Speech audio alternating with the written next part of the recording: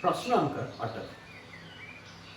අවශ්‍යතාවත් සහ ඊට අදාළ ඕමනාවක් දැක්වෙන්නේ කුමක්ද? අවශ්‍යතාවය සහ ඊට අදාළ ඕමනාව තමයි පෙන්වන්නේ. වාසස්ථාන. වාසස්ථාන කියන්නේ අවශ්‍යතාවයෙන් අපි දන්නවා.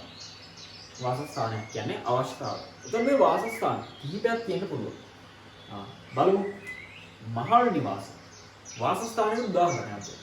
වාසස්ථානය කියන අවශ්‍යතාවයට අදාළ උවමනාවක්ද මේ මහල් නිවාස කියන්නේ. ඔව්නේ.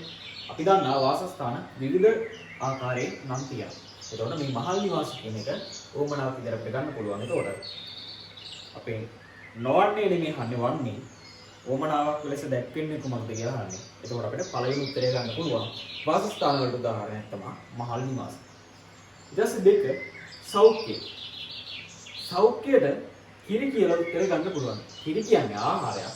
සෞඛ්‍ය වලට උදාහරණයක් නෙමෙයි. ඊට පස්සේ ආහාර. තුන්වෙනි උත්තරයට අපි දෙනවා ආහාර. ආහාරයකට උදාහරණයක් සරම කියන්නේ නැහැනේ.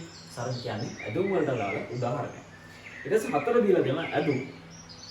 මේ ඇඳුම් වලට අදාළ ඕමනාවක් නෙමෙයි තට්ටු නිවාස කියන්නේ. තට්ටු නිවාස කියන්නේ වාසස්ථාන වලට අදාළ ඕමනාවක්.